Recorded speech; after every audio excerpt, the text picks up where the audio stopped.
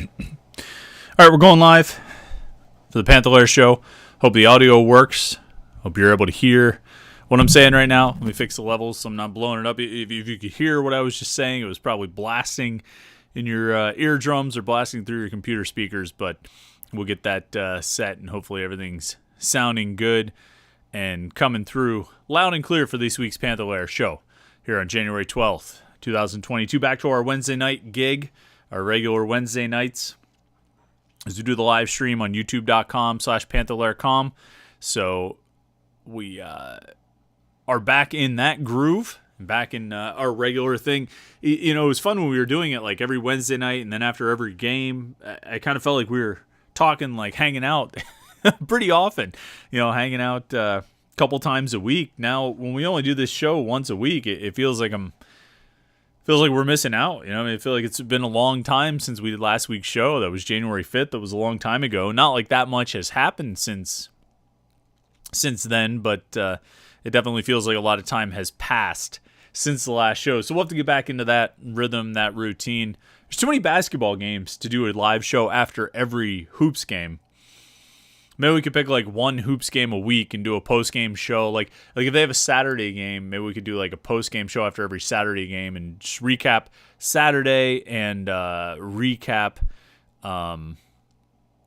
whatever games happened that week. Maybe we could do like a weekend update show or a weekend recap of basketball. Maybe we could do that. So we cover all the whatever news is going on through the week on Wednesday, and then we cover the recap basketball on the weekend. I guess the problem with that, this week at least we had Pitt had a basketball game on Tuesday night. So we're obviously going to talk about that tonight. So then we get to the weekend, we talk about it again. I don't know. Haven't really, I'm sort of workshopping this idea right here on the air and kind of brainstorming it without putting much thought into it beforehand. But it feels weird. We're more spaced out on these shows than we usually are. Or at least than we were during the season. Definitely looking forward to next football season when we'll get back into the routine. Doing a post-game show, doing the Wednesday night show. Just kind of a lot of live streaming and a lot of chatting. It's always more fun that way. Of course, football season seems a long way off. 8 months, a little less than 8 months until back in action on that front. Certainly looking forward to it, and we've got some things. We got a lot of football things to talk about tonight. I mean, obviously basketball is going to be a prominent topic here over the next few months, and certainly tonight we're going to talk about basketball. But football-wise, I feel like there's a lot to get to with football as well. I feel like there's a lot to talk about on the football front with transfers and guys, heading out and.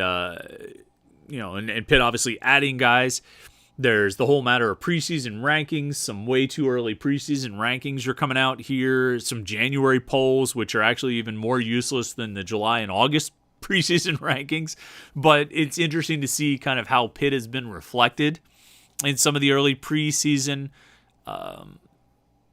polls, and see how Pitt has been reflection. They're not even polls, actually. I mean, what we're talking about right now are preseason rankings, way too early preseason rankings, just individual writers or sports writers or journalists putting out their, January projections of what college football looked like in 2022.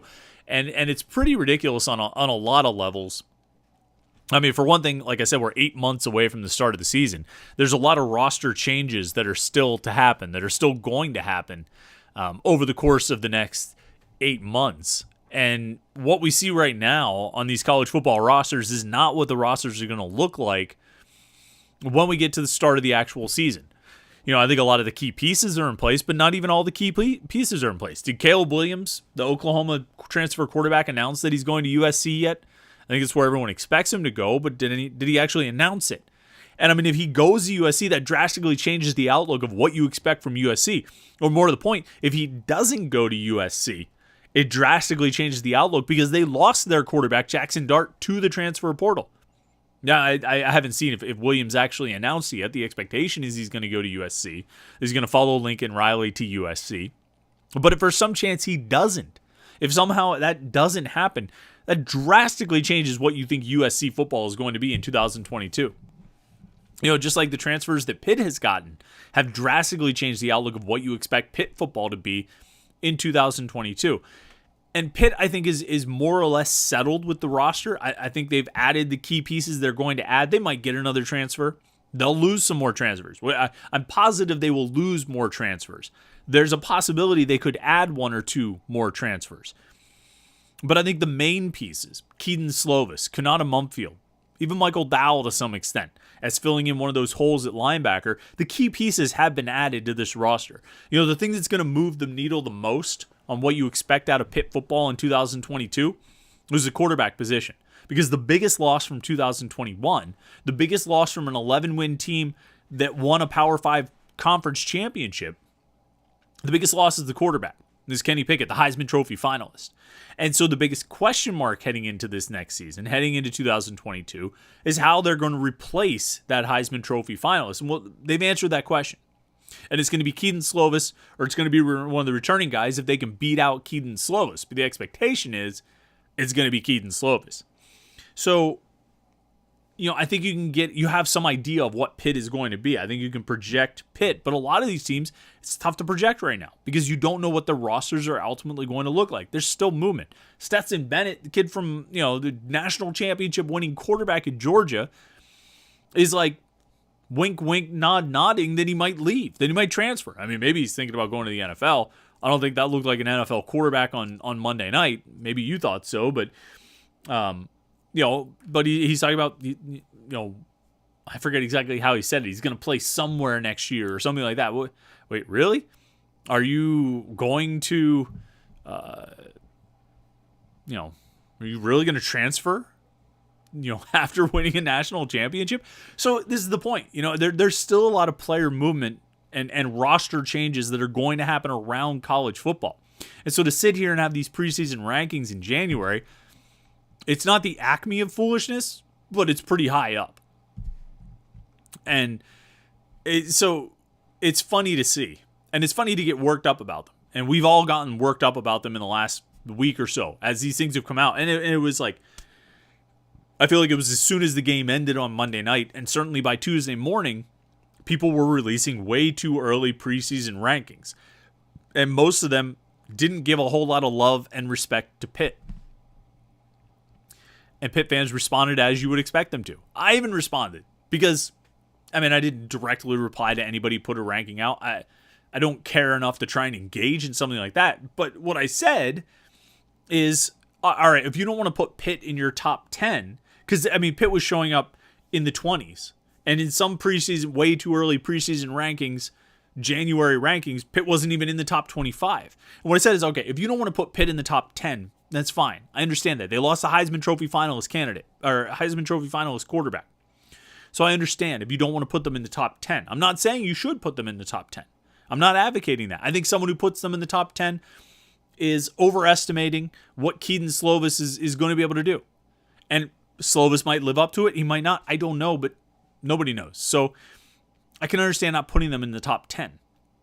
But when you have an 11-win Power 5 conference championship team that returns like 17 out of 22 starters, and I think if you count down guys who were regular starters, significant starters, they might not have started every game, they might not have started the ACC championship game or the Peach Bowl, but guys that you would count as starters. You could count one running back, whether you want it to be Vincent Davis, Izzy Benacander, or Rodney Hammond, they're all back. And so that to me counts as one starter, You could count 5 offensive linemen as starters. Obviously, Jordan Addison as a starter. Basically, the entire defensive line. Once you have Keyshawn Camp out of the mix this past season, you have all 4 starters back from the defensive line. You get both safeties. You get a corner, plus other corners who started games. You get at least one linebacker back. You get, by my count, 17 starters back from an 11-win Power 5 conference championship team. And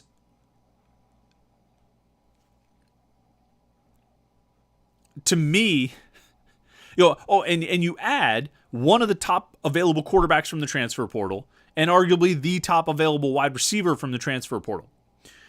Oh, and the guy who's on the screen right there, his picture was just up, Jordan Addison, Biletnikoff Award winner. it seems to me that when you've got that combination coming back on a team that had the success that they had with general coaching stability, obviously you need to replace the offensive coordinator. We'll talk about that. But it seems to me when you've got all of that coming back from a team that had the success they had in 2021, they probably at least deserve to be in the top 25. Probably the top 20. Now, like I said, these are January rankings. They're ridiculous as they are. There are hundreds of factors. They're going to change what we think about teams now and what we think about them in July and what we think about them in August. And so it's ridiculous on its face. It's silly to even go down that road. But if you're going to go down that road, what more are you looking for that Pitt doesn't have? They don't have a returning starter quarterback, but they added a pretty damn good starting quarterback, from another Power 5 conference team. I'm not sure what's missing here from the equation. Now, I think when you get to July and you get to August and some of the more, some more preseason rankings start coming out, your preseason AP top 25 poll comes out. And by that point, you've got 8 months of people reading about teams and studying teams and doing a little more research and looking into rosters a little bit. I think Pitt will get the respect that they've, more or less earned. I think with the season they had in the offseason and the roster additions they've made. And I think, does that translate? I mean, I think they absolutely get ranked. Does it translate into top 25, top 20, top 15? I don't know. It depends on, ultimately it depends on what people think of Keaton Slovis. It depends on what people really believe he will become and how he'll play this season at Pitt. And if they think Keaton Slovis is going to be really good, then I think Pitt gets top 20, top 15 votes and starts the season there. If there's more skepticism about Keaton Slovis, I think you're leaning at a top 25 team. But I don't think I think you have to have them in the top 25. I don't know how you could leave them out of the top 25. Not with the players that they have coming back from a team that had the success they had in 2021. And I mean, there's a question of whether any of it matters at all. And there's some truth to that. That, look, these things will sort themselves out. The teams that win will elevate themselves through the polls throughout the course of the season. The teams that lose will fall. And whether you start outside the top 25 or at the top of the top 25, you can climb and you can fall. I think somebody said Michigan wasn't ranked in the top 25 or something like that. Obviously, they made the playoffs. I forget exactly where they were or if they weren't ranked. I don't know. But you obviously can control your own fate to some extent, and you can say, well, Pitt had no chance. They started the season unranked. They never could have gotten in there. Well, if they don't lose to Western Michigan, they're knocking on the door of a playoff spot. They're top 10, top 8 team heading into that Miami game. And obviously if they beat Miami, if they go undefeated and win the ACC, they're in the playoffs. Like an undefeated ACC championship, Pitt gets in over Cincinnati. So you can play yourself into it. But it sure helps if your floor starts here as opposed to here. You know what I mean? Like it sure helps if you are starting the season at 18 or 15 or 13 or 12 or somewhere around there. Then, your floor is already here. And so as you win, you start talking, you become a season-long top 10 team with a couple of wins. And this is why I think it's important for Pitt to have a pretty good preseason ranking come August. Okay? Because they open the season with 2 Power 5 non-conference teams. Obviously, West Virginia and Tennessee. Both of those are at Heinz Field. And Tennessee is going to be ranked preseason top 25. West Virginia, probably not, I would guess. But if you can start the season in the top 20, and you win 2 non-conference Power 5 non-conference games, you're going to be right on the doorstep of top 10. Depending on how things shake out, maybe in the top 10. If you open the season in the top 15 and you win your first 2 games in their non-conference Power 5 games, you're going to be in the top 10. And then you get to spend, provided you don't slip up or screw up or shoot yourself in the foot, you get to spend 2.5 months as a top 10 team.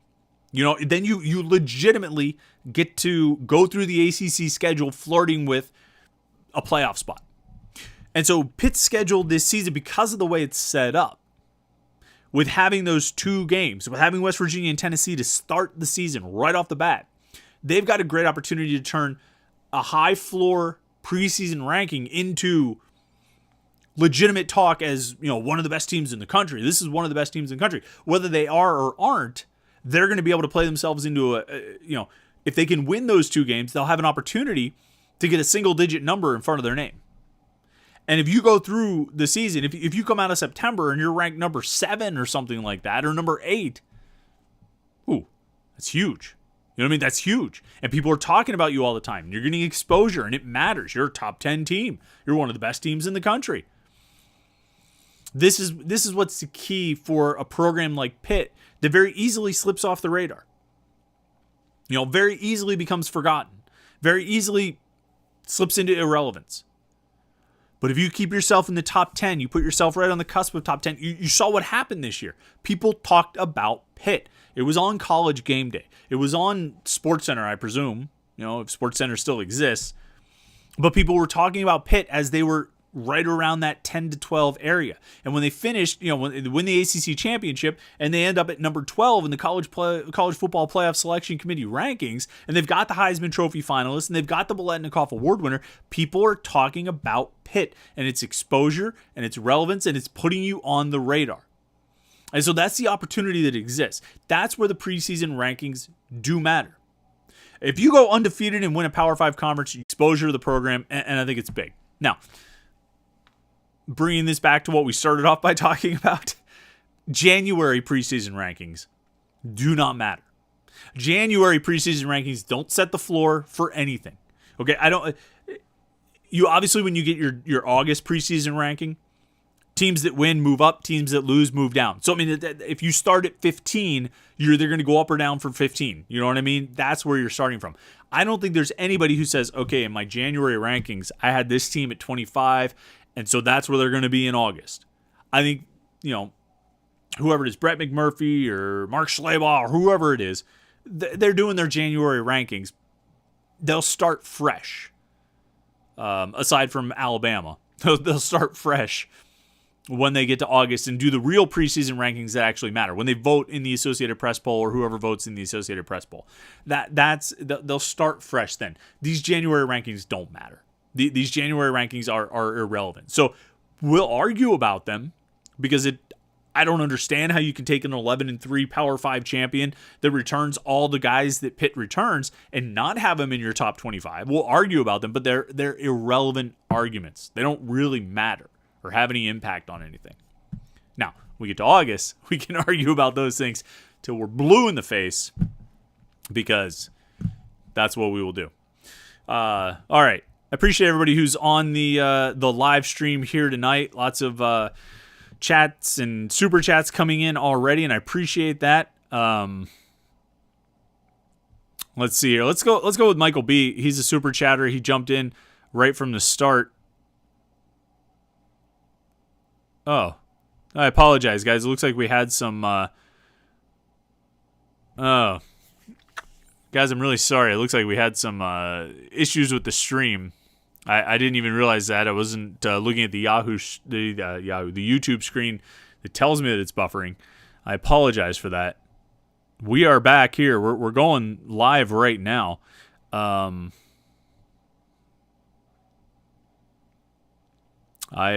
apologize for dropping off there. I don't know what happened to our stream. Mostly, I just said that the important thing. The important thing is the August preseason rankings. January doesn't matter. All right, let's get to some super chatters. Michael B. He's a double super chatter this week. We appreciate that. Says Michael B. says, "Hi Chris, happy New Year. Listen, how long is the Will Jefferson experiment gonna last? He stinks. He has no offensive game whatsoever, and his defense is fine, but nothing special. Santos should be playing a lot more than him." Well, I think it's harsh to say Will Jefferson stinks. I don't think his offensive game is coming along the way they need it to.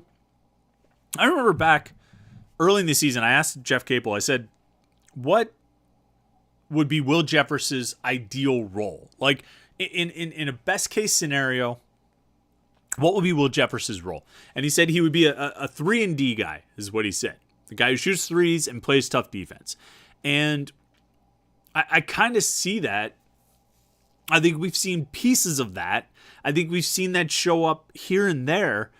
But, boy, it's not consistent. His shooting isn't consistent. He doesn't do much, off the dribble. He's an okay passer, although I think he gets gun-shy with his shot, and then he becomes sort of an over-aggressive passer, if that makes any sense. Defensively, I think he's pretty solid. I think they often put him on one of the opponent's better players, if the matchup fits. I think he's a pretty solid defender. He's not bringing a lot on the offensive end, though. I know Nate Santos made a couple shots against Syracuse on Tuesday night. As Michael B says, Santos should be playing a lot more than him. I thought Jeff Capel had an interesting answer. Jeff Capel was asked about Nate Santos after the game, like, hey, did Nate Santos do enough to earn himself more playing time? And Capel basically said, look, we're basing the playing time on what these guys do day in, day out in practice. Guys are going to earn playing time in practice.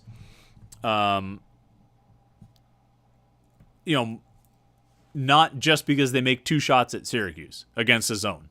I do think it's weird that Nate Santos has disappeared for a team that lacks depth, like Pitt does, a team that's relying on guys to play 34 minutes, 35 minutes, per game. I mean, what did they end up with last night? Let's see, on Tuesday night. I mean, Mo Gee plays 37 minutes. Femi Odekale plays all 40. Jamarius Burton plays 38.5 minutes. I mean, particularly those two guys. Odekale and Burton basically playing the entire game save for about 88 seconds combined.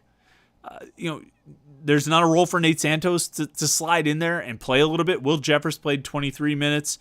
Onibuchi Iziakudo played, about 20.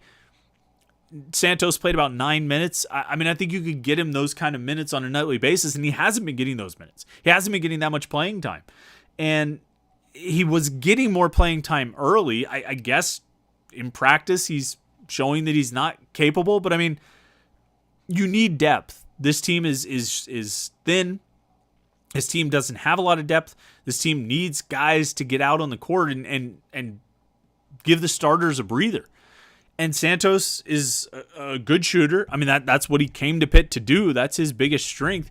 You would think they could find a role for him coming off the bench as a shooter, either replacing Jeffress or playing next to playing the 2. One of those spots you would think you could find some more playing time for Nate Santos on a team that is, I mean, sort of quantitatively the worst 3-point shooting team in the ACC. You would think your best 3-point shooter could get on the floor, or your best available 3-point shooter. I think it would have been interesting to see what Ethiel Horton could have done against Syracuse on Tuesday night. Given his ability as a shooter, I think he is their best 3-point shooter overall.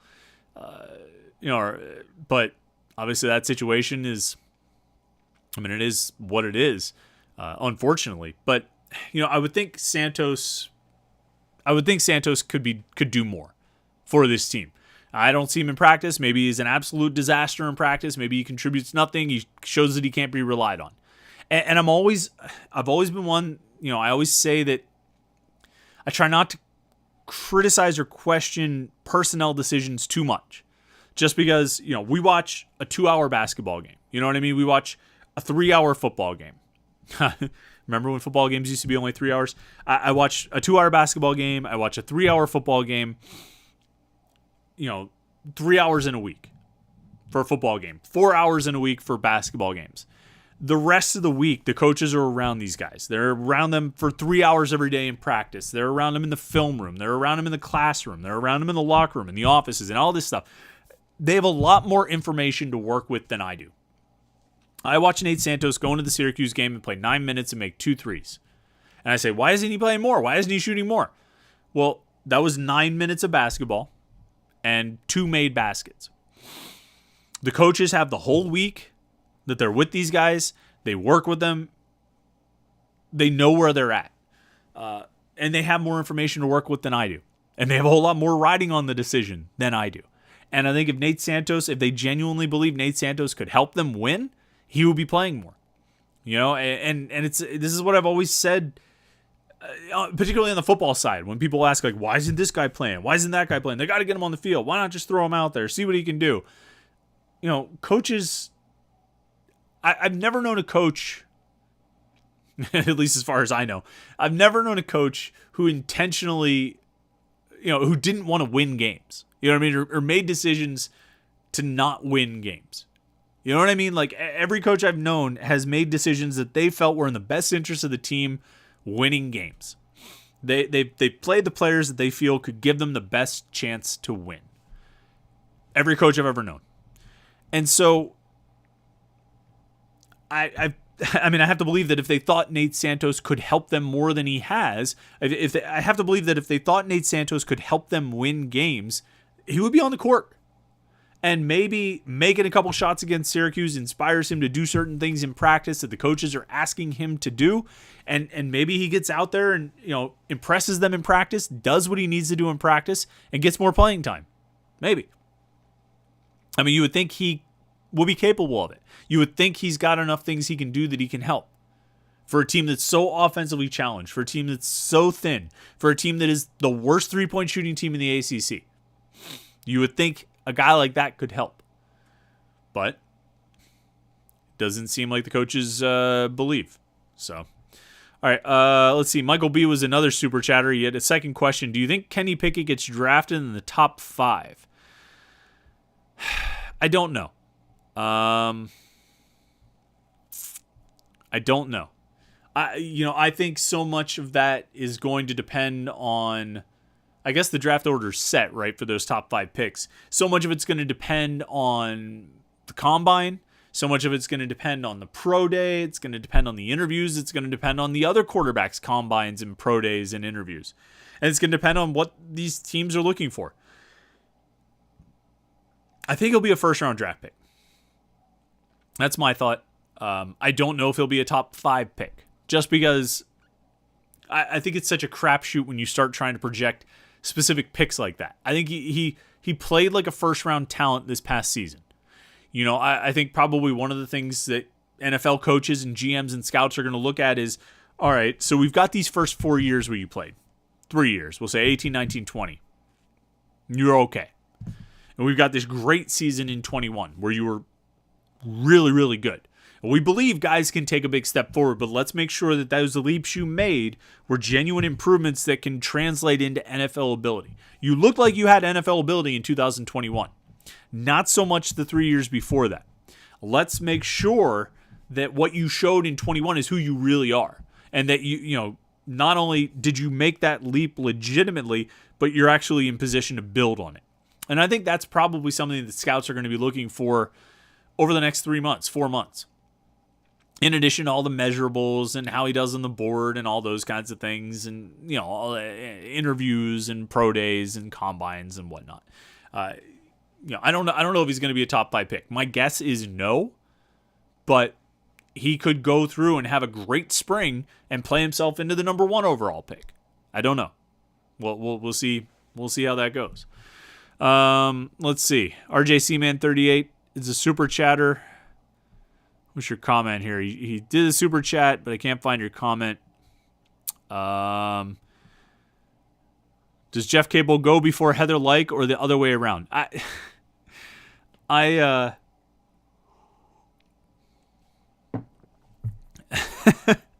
Lyke's not getting fired. RJC Man 38, this is your own personal campaign. This is your own personal rebellion that you're trying to lead, but Heather Lyke is not getting fired. She might leave for another job, but she's not getting fired. And I don't know that she's up for any other jobs or a candidate or anything like that. She's not getting fired. Not anytime soon. And you've got this I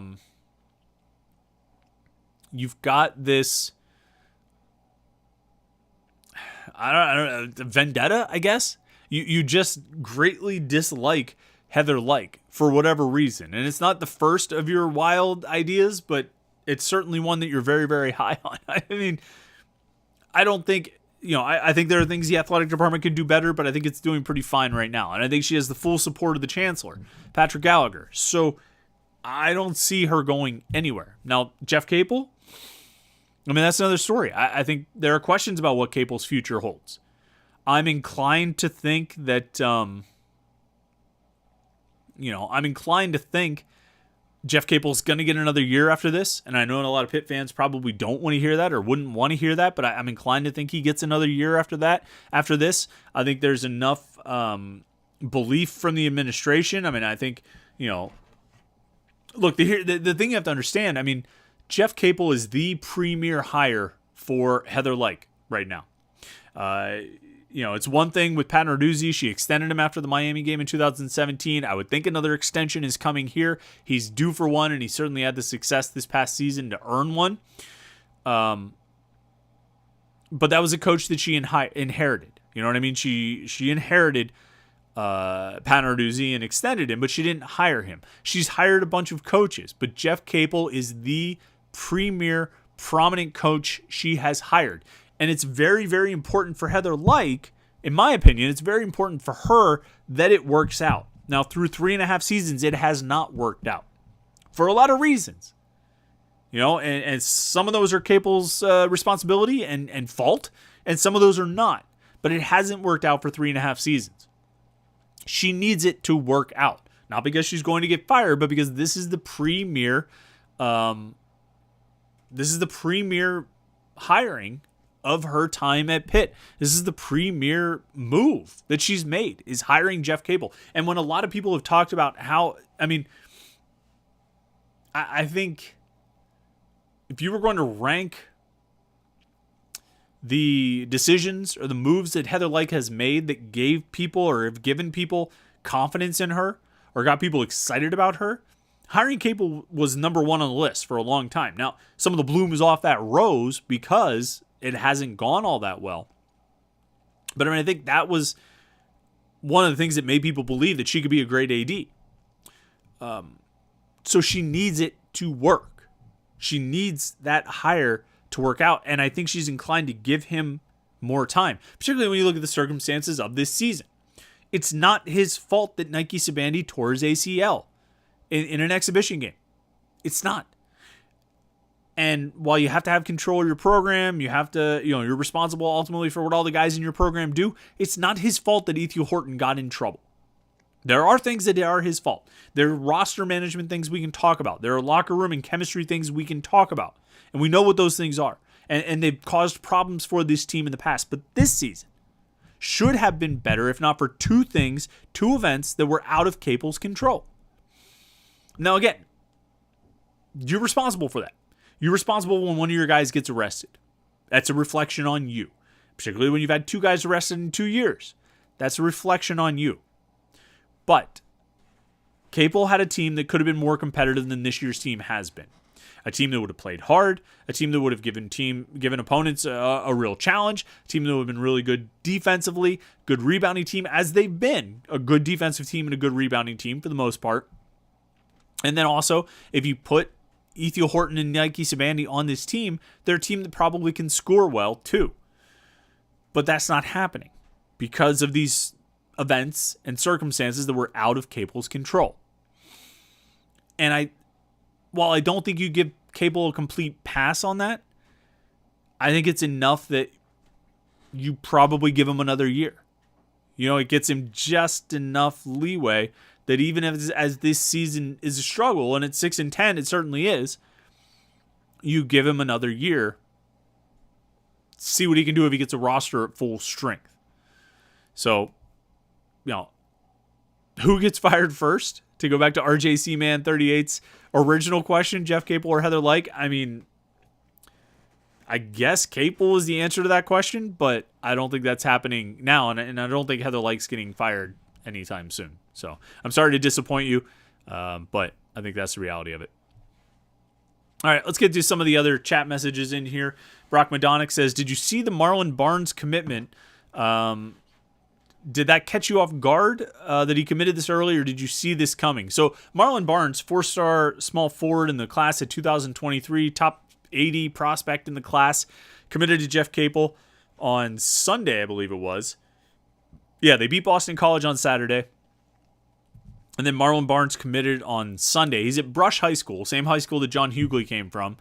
And, we knew that Barnes was high on Pitt. He visited in June. He visited again, I think, in like September. So he's been around a couple times. He talks to Hughley. He's obviously got that connection. Brush obviously has a good connection. Their coach, Chet Mason, obviously has a good connection with Jeff Capel. And, good connection with the Pitt coaching staff. And, so I think it wasn't a total shock. I think you never really know when the timing on things like this is going to come about. You never, if you had asked me, do I think Marlon Barnes is high on Pitt? Do I think Pitt's in good shape with him? Yeah, I did. I felt like Pitt had a good chance with Marlon Barnes. Did I think they would get him on January, whatever it was, 9th or something?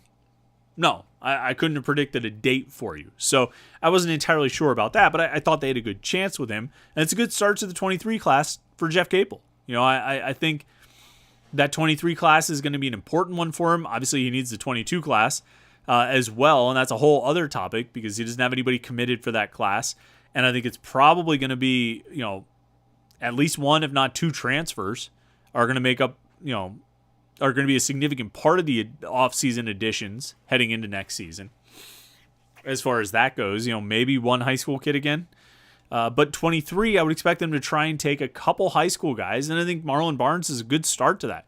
6'5", 6'6", small forward, guy who can play on the wing, can handle the ball, can shoot a little bit. He can do a lot of different things. He's a real versatile player and kind of can operate all around the court. So I think he's a nice piece to add to the roster. And he has said a few times that John Hughley has said to him, wouldn't it be crazy if we were playing together, coming from the same high school, playing together?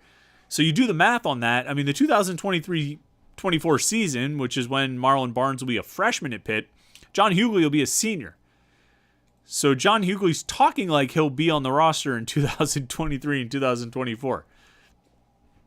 All right, I guess so. We'll see what happens there. I mean, Hughley obviously has played at a pretty high level this season. Let's see here. Mike S. says, Justin, FYI, when other live streams are coming up, I get a notification 15 or 30 minutes before they start, then another at the start. Your notification is always 5 minutes after you start. So I got to work on that and actually get it going on YouTube sooner. So I apologize for people who don't get notifications when we go live if you get a few minutes late. I sometimes am sort of tied up in different things and then just kind of come down and hit go live, and there we go. From now on, I'm going to try and get it set around 8 or so you get a nice, good advance notice on that mic so everybody knows right when we get started. I notice we usually don't have a lot of people online right at the beginning of the show at 8:30. I'm going to try to do a little bit better with that and get it going a little bit sooner. Alan Belomo says, do football teams and coaches have a non-tampering agreement? Can a team recruit another team's coaches? Did Mark Whipple approach Nebraska or did they approach him? So I think you can request permission to talk to coaches, at least head coaches. I'm not sure how far that goes down the line. Do you need to request permission to talk to a running backs coach? Do you need to request permission to talk to a recruiting coordinator or what have you? There's probably something to that. I think a team can, I think kind of like in recruiting, you can get the word out. Pat Narduzzi doesn't need to call Team X's offensive coordinator on the phone for the first conversation. He can get word to that guy through a couple different channels to gauge the interest before he even needs to make the call. So, I think there are ways to sort of get that contact. As far as, Nebraska and Mark Whipple, I'm not sure who initiated that. I think it was kind of known that Whipple probably wasn't going to be back at Pitt in 2022. I think Whipple knew that. I think Pat Narduzzi knew that. And I think probably word had gotten around to other schools. I wouldn't be surprised if Nebraska reached out to him and said, Mark, let's talk. You know what I mean? Scott Frost could have reached out and said, we know you're not going back to Pitt, so let's have a conversation. That's how I imagine that happened, but I can't say that for certain. I don't know who initiated that. Doug Woods asks, moving forward, do you see Pitt recruiting smaller classes similar to this year and save the extra 10 spots for transfers, or do you see this being an effect of the super seniors due to COVID, and in a few years everything will find a level ground with the number of transfers? So there's a few things at play there. Pitt signed a very small recruiting class this year, 12 guys, largely because of the super seniors. You didn't know how many guys were coming back. You didn't know how many you were going to have coming back. You end up getting a bunch of guys coming back. You get all the offensive linemen coming back, and Deslin Alexander's coming back. You get a bunch of returning players, and that limited the number of available scholarships. I don't think that Pitt signed a small recruiting class so they could go get a bunch of transfers. They've only gotten 3, right? They got Keaton Slovis, they got Konana Mumfield, and they got Michael Dow. I don't think they're going to get 10 extra spots to use on transfers because they don't have that many available scholarships. Naquan Brown announced today that he's transferring or went into the transfer portal today. And I think that still leaves Pitt projected to be at 88 scholarship players for next season, which is 3 over the limit of what you're allowed. You're allowed 85, and they're projected at 88. So they're going to need more guys to transfer just to get the ones they currently have on scholarship. And then they're going to need even more transfers if they want to bring anybody else in above the players they've already brought in. So they didn't really save 10 spots for transfers. They signed 12 high school guys, kind of cut themselves off there, and then went out and got a couple key transfers at some spots where they thought they needed help or could use a quarterback or a really talented wide receiver or a linebacker, a guy who can play outside linebacker. So, it was unique in that. And this is going to be the case. So until the guys who are on the roster in 2020 are phased out, you're going to every year have the question of super seniors, of who's coming back for that extra year. And we'll work out of this in the next 2 years or so, and we'll get back to quote unquote normal. But until then, you're going to have to kind of work your way through this, where every year you're going to be trying to figure out who's coming back, who's going to use that extra year, and who's not. And that's going to impact the number of available scholarships that you've got. That's going to impact how many recruits you can take. It's going to impact how many transfers you can take. And so you're going to be dealing with that sort of every year. Now, I do think next year you can work the numbers that they should be able to get closer to a recruiting class of 20 guys. I think they can get close to 20 next year, give or take, depending on how many guys leave and how many transfers and all this kind of thing, how many super seniors they get, or how many guys come back as super seniors. I think they can get closer to 20. And I think that'll probably be where they are over the next couple years, even dealing with the super senior issue. Now, I think they'll always have a couple spots for transfers. Transfers are a reality of college sports right now. Football and basketball, transfers are part of the reality. You're going to lose transfers every year, and you're going to add transfers every year. And there are teams, that are holding out, trying not to rely too heavily on the transfer market. But if you don't, you're cutting yourself off. This is very much a part of roster building in 2022. Adding transfers, and I think it affects how you approach everything. I mean, we've seen Pitt change their approach to recruiting high school quarterbacks. Where it's just not as much of a priority because there are going to be options available in the transfer portal. And so, they brought in, Nate Arnell this past year as a freshman in the 2021 recruiting class, but they had nobody in the 2020 class because they brought in a transfer in Joey Yellen, who was technically a part of the 2019 recruiting class, but effectively filled the hole for 2020. And so, they had Kenny Pickett in 17 and Nick Patty in 18 and Davis Bevel in 19. They get Joey Yellen the next year after that, and then Nate Arnell. They haven't signed anybody for 2022. They brought in Keaton Slovis for now, but it's almost like,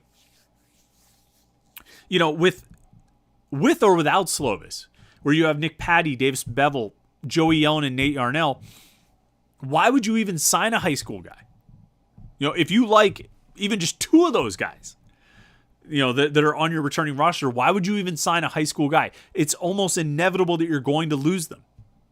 Quarterbacks aren't sticking around long at schools. Pitt is in a unique position to have Nick Patty entering his 5th year, Bevel entering his 4th year, Joey Yellen as a 4th-year player coming up, his 3rd year at Pitt coming up, and then Nate Arnell, with X number of years left to play. And so Pitt's unique to have that much quarterback depth, to have those guys stick around as long as they have. For the most part, quarterbacks aren't sticking around. Quarterbacks are leaving. Quarterbacks are transferring.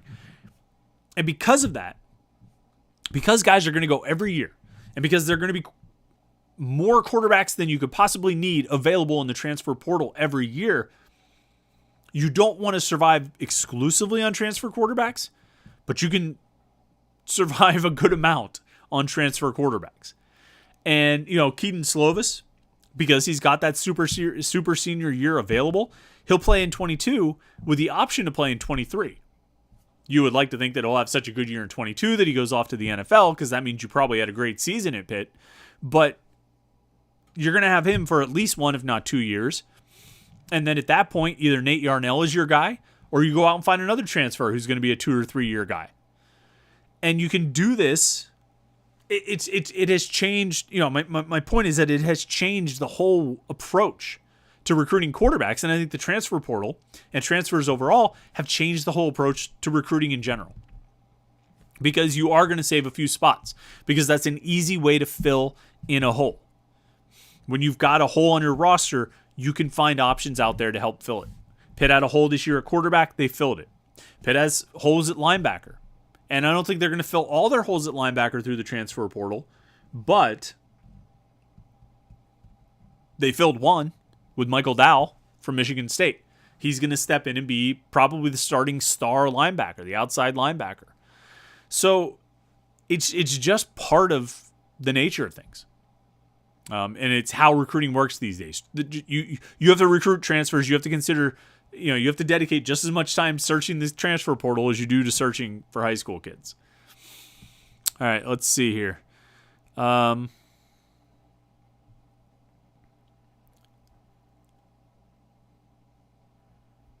David O asks, what did you think of the way Brendan Marion worked Twitter with his self-promotion? Based on Pat Narduzzi's press conference after the Peach Bowl, I sense there was a bit of friction between the two. Your thoughts? Yeah, I mean, I don't think Pat Narduzzi appreciated how Brendan Marion was on social media. I don't think that led to his departure. I think Narduzzi probably decided pretty early on that Marion wasn't going to be the offensive coordinator at Pitt in 2022. Maybe down the road if he stuck around for a few years. But I think Narduzzi decided that pretty early on. Obviously, Marion did not like that, and you saw some of his social media activity, Twitter and Instagram, kind of responding to that. I don't think that any of that sat well with Pat Narduzzi. I don't know. I think of a way to say this. I would hope that Brendan Marion kind of grows out of it. Because I don't think that's the way. I don't think a lot of coaches are going to respond to that well if you conduct yourself that way. I don't think you need to tweet like that and post on Instagram like that. Put in the work, let your resume stand on its own, and I think you'll get, I hope you'll get the opportunities. He seems like a bright guy, seems like he knows football. I hope he gets the opportunities that he earns. I don't know if taking to social media in that way is quite the way to go about it. Alan Belomo says, should the playoffs be reserved for conference champions only? What does the conference championship mean if it doesn't generate an automatic bid? Well, I mean, part of the problem, Alan, is you have more than 4 conference champions, right? I mean, you have at least 5 in the power conferences, plus your group of 5 conferences. I think a conference championship should be an automatic bid. But you need more playoff games, And then if you're going to get into expanding the playoffs, I think you need to find compensation packages. If you're going to ask players for however many teams to play more games like that, particularly if you're going to include all the conference champions, then you're going to have to pay them. You're going to have to pay them. You're going to have to compensate them for participating in the playoffs. And maybe that helps get more guys to participate in the playoffs. I would say, your best bet is probably an 8-team playoff with players compensated, 5 Power 5 conference champions, 1 group of 5 conference champion, and 2 wild cards to come from wherever, including maybe an independent if the independent is ranked high enough to make it. If they're ranked in the top 10 or top 8 or top 12, wherever you want to make the cutoff. But I think that's what you have to do, I think that's what it will be. I think in 5 years, that's what we'll have, or we'll be on the path toward it at least. All right, scroll through here.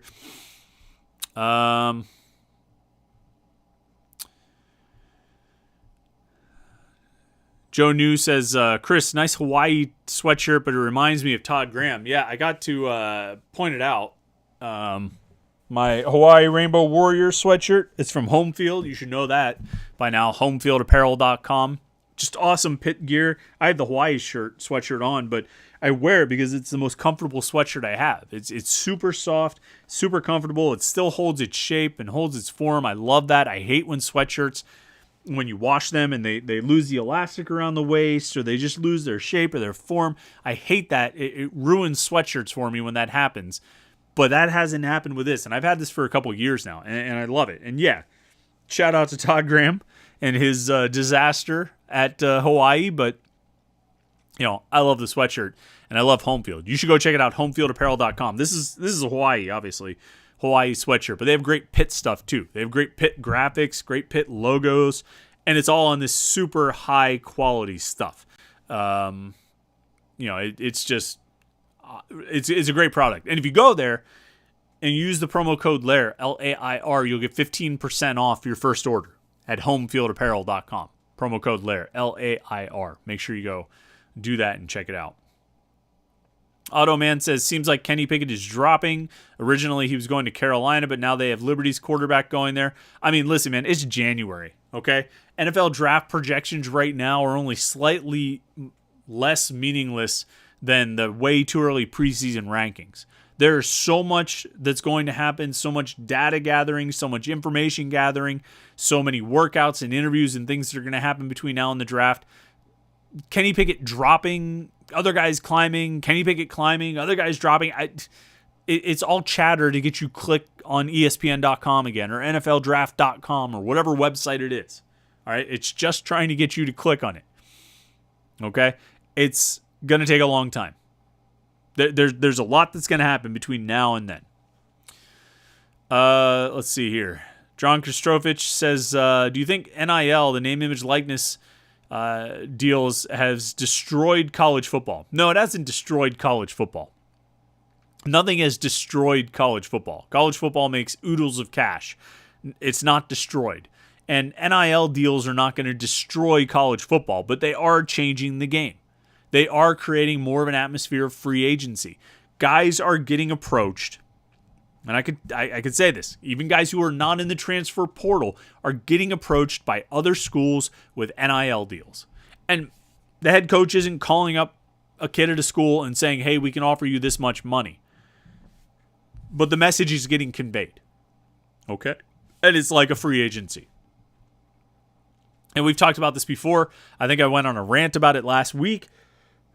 But that's what it is right now. And I don't think it's destroying college football, but college football does have to find a way to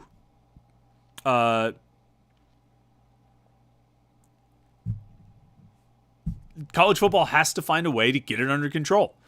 And not limit it, but find a way to manage it, find a way to increase the transparency, and find a way to regulate it so that it is above board, so that it's not quite the free agency that it's become. And you know what? To some extent, you're not going to end that free agency. I mean, we talked about Caleb Williams from Oklahoma. He said he put his name in the transfer portal so he could explore his options. I'm sure some of that exploration is trying to find the school that's best for him, the academic programs that are best for him, the coaching that's best for him, the development that's best for him. But NIL deals are part of that. You know, whether that's being said or whether that's above board or not, and I'm not saying this just about Caleb Williams, but this is part of the game now. And it's a new challenge for schools to figure out how to address and how to deal with. But it's part of it. Brock Madonic, what do you think of Naquan Brown transferring after 1 year? Do you expect Pitt to add any more transfers? If so, how many? Yeah, so Naquan Brown went in the transfer portal here on Wednesday. Former 4-star recruit in the class of 2021. He was a freshman. Came in, he was a freshman at Pitt this past season. Did not play in any games, didn't get any snaps, redshirted. So he's got 4 years to play at his next destination. And I think a lot of the reaction I saw online on Twitter, on the message boards, was, oh man, that's a big talent getting away from Pitt. To which I say, maybe.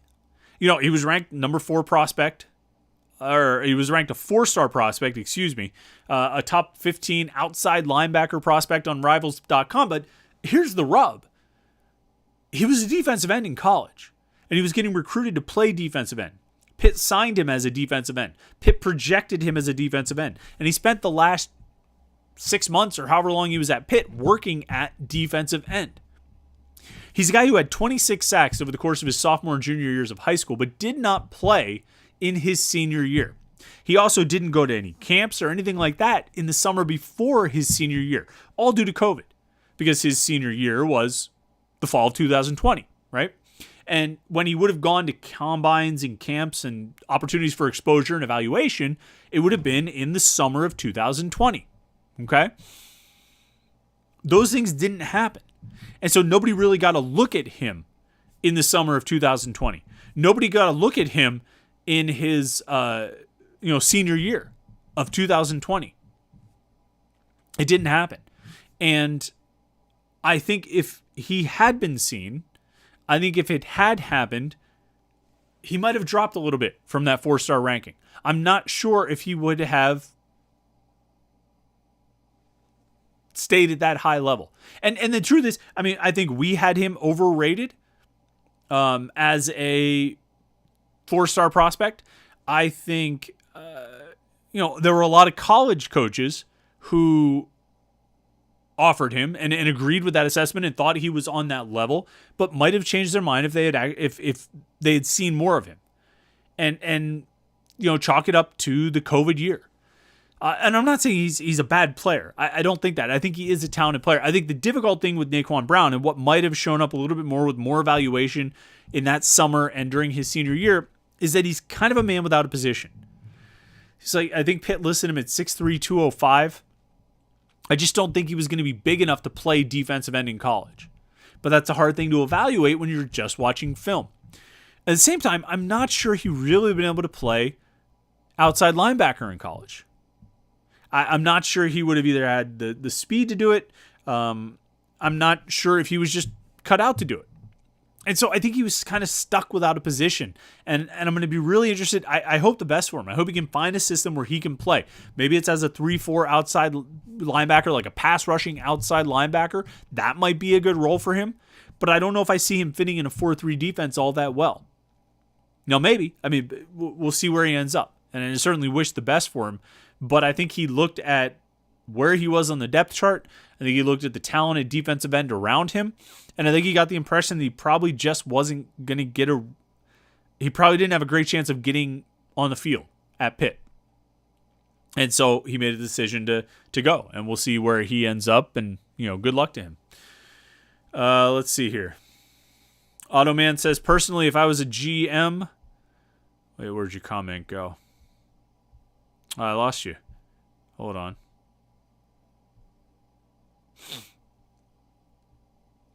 Oh, personally, if I was a GM and there were 2 players that were on the same level, I would take the one who didn't opt out. Maybe.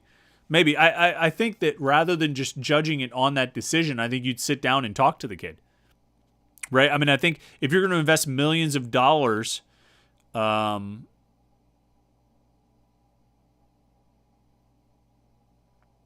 think if you're going to invest millions of dollars in drafting a quarterback high in the first round, you're going to sit down and try and pick his brain as much as you can. And you're going to talk to his coach. Ask his coach, hey, what did you think about this guy sitting out? What was your involvement in the process? What kind of conversations did you have with him? And talk to the kid. So what went into this? What made you decide to do this? And if he doesn't answer to your satisfaction, then yeah, you drop him on the list. But if he does, and you like him as a player, and you believe in him as a player, then you go for it. I don't think you just look at it and say, this guy sat out his bowl game, I'm not drafting him. I think that's short-sighted, and you're missing a chance to possibly draft a really good player. Didn't Christian McCaffrey opt out? Would you have dropped him because of it? Let's see here.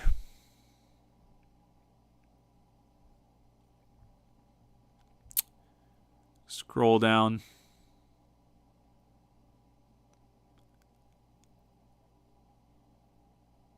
Anthony Tennyson says the transfer portal is college football free agency and it's not going anywhere. I actually like it for players because the coaches can leave anytime they want, so players should be able to go where they want, just my opinion. Yeah, I mean, I think there's some truth to that. I think what you have to do is figure out a way to make it a formal process. And to some extent it already is as far as the transfer portal, but when you throw in these NIL deals, now you have to find a way to kind of formalize the process and regulate it. You need transparency. It needs to be more of a process. It's all over the place right now. It's the Wild West right now. It's truly putting the free in free agency. But you need to kind of solidify it a little bit just to get everyone on the same level. So everyone's doing the same thing. I think there are a lot of schools that are doing things right now that they're doing them because they're saying, well, I don't know if we really want to do this, but I feel like we have to in order to keep up. Well, formalize the process. Make it a concrete idea. Make it a concrete system with rules and regulations, and let it happen. Because you've opened the door, and I don't think you can really close the door anymore. But everybody who said it's going to be free agency, I mean, they turned out to be right. I mean, that's what it is. RJC Man 38 says salary cap for each school gets a set amount. I'm all for that. Yes and no, but I think if you're going to have a salary cap on what the players can get, there's part of me that thinks there should be salary caps on other things in college sports. To be honest, I think there should be salary caps on coaches' salaries. I think size of the coaching staff, facilities, all these different things. I think you can. I think there are different ways to go about it. Not just capping the amount of NIL money that players can get. All right, last question. David O says, do you get the feeling that Pat Narduzzi will hire an offensive coordinator from the ranks of a recently unemployed NFL offensive coordinator? I don't know. I don't think it's set that far. I don't think I can sit here and say, yeah, it's going to be an NFL guy. I think there are some NFL guys who are in the mix. I think there's some college guys who are in the mix. I think there are some names that are starting to bubble up, and maybe not necessarily ones that have been discussed on the message board. Maybe some other names that are starting to bubble up a little bit. That are in the mix. Some from the college ranks, some from the NFL ranks. I do think Narduzzi, if he goes for an NFL guy, I think he wants somebody who has at least some experience in college. I think he wants somebody who's got some experience calling the college game, probably some experience with recruiting. I think that's probably what he's going to try and find. I think he definitely wants somebody with experience as a play caller. I mentioned recruiting, but I mean, the truth is offensive coordinators probably recruit the least out of any position coach, out of any coach on a college staff. That's not always the case. Frank Zignetti, when he was at Pitt, was a recruiting madman. I mean, he was as dedicated to recruiting as anybody I've ever seen. But for the most part, I think offensive coordinators don't always do a whole lot of recruiting outside of quarterbacks and maybe a little bit here and there with some area guys. But for the most part, they're not big recruiters. So that's not as big of an element. It's a bonus if you can get an offensive coordinator who's a great recruiter, but it's just not as big of an element. But I do think he wants somebody who has experience in the college game because it is different from the NFL. There are things you have to do differently. And I'm not just talking about Matt Kavanaugh not knowing the hash marks. There are things you have to do differently in college. And so I think he wants someone with experience at the college level, even if it's someone who most recently is coaching in the NFL. But I think the pool right now, I think the guys that Narduzzi is looking at, I think it's a mix. I think it's a mix of NFL and college guys. Patrick Schultz says, I know I said that was the last question, but Patrick Schultz says, isn't the over-reliance on the transfer portal going to bury underclassmen? So that's the key, Patrick, is finding a balance. Not over-relying on the transfer portal, but understanding that it's a way to supplement your roster. That if you have a hole in the roster, you can fill it sort of immediately in the transfer portal. And if your roster is in a position where you feel like you can really take the next step with a key guy at a key position, like quarterback, then you can use the transfer portal to elevate your team. You don't want to over-rely on it. You want to use it strategically. If you can find a great player, if you can get Kanata Mumfield, he makes your team better. So you go get him. You know what I mean? If you can get Keaton Slovis, he makes your team better. So you go get him. And I think, finding a balance where you don't go take too many transfers, but you get enough at some key spots and you're strategic about it. And I think Pitt is willing to. So right now, the biggest hole on the 2022 roster is at linebacker, right? They lose a bunch of guys. They lost Cam Bright and Phil Campbell and John Patrician and Chase Pine. They lost a bunch of guys. They returned one starter in Servassier Dennis. Some promising young guys in Bengali Kamara and Solomon DeShields, Brandon George, but they lost a bunch. You know what I mean? They lost a bunch of guys to graduation. They lost transfers. There's a bunch of guys going. And so that's the biggest hole on the roster, right? And I think the staff is willing to let the young players play, even if it means taking some lumps. They're willing to put Bengali Kamara out there as a main rotational piece like he was in the Peach Bowl.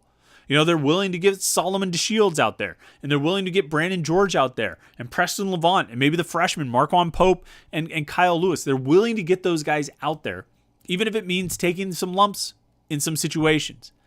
But they're also going to bring in one transfer, Michael Dow, and who knows, maybe they'll get another one. But they're bringing in this transfer to fill out the group a little bit. And that's what I mean. And I think you look at wide receiver, right? I mean, Jalen Barden is not a young guy anymore. He's going to be a junior, but he's still kind of young in terms of experience and his contributions. Jaden Bradley is kind of the same way. They're willing to let those guys be mainstays in the offense. You obviously have Jordan Addison. You got Jared Wayne.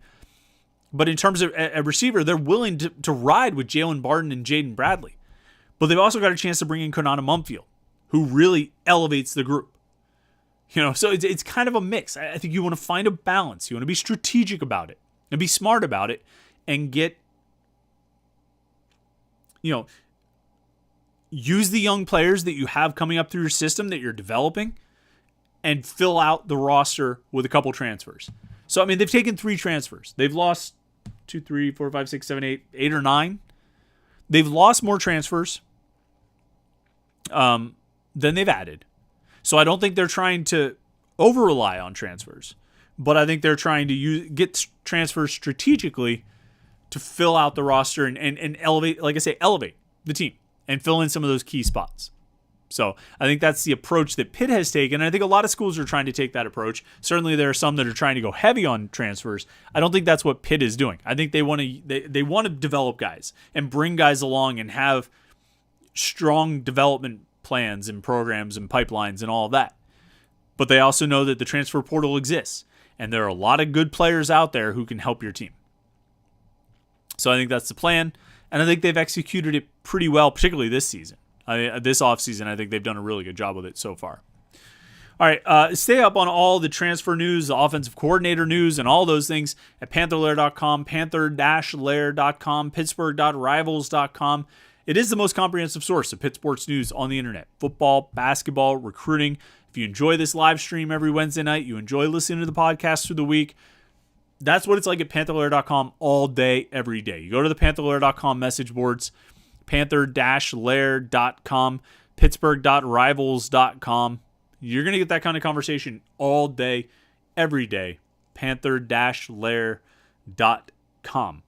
So make sure you check that out. Home Field Apparel is also the place to go to get some sweet gear like this Hawaii sweatshirt. They have a lot of great Pitt gear as well. Homefieldapparel.com. Remember, if you're a first-time shopper there, use the promo code LAIR, L-A-I-R. You'll get 15% off your first order. So you can't beat that. Some of the best Pitt gear you're going to find, some of the highest quality material you're going to find t-shirts and sweatshirts on, and you're going to get a discount on it as well. So go to Panther-Lair.com, go to homefieldapparel.com. Tune in Saturday mornings on 93.7 The Fan at 8 a.m. for the Panthers Insider Show. That's my radio show on The Fan. Get another hour of Pitt sports talk. And then, of course, we're here every Wednesday night, 8:30 p.m. for the Panther-Lair Show. Make sure you subscribe to youtube.com/Panther-Lair.com. That's our YouTube channel.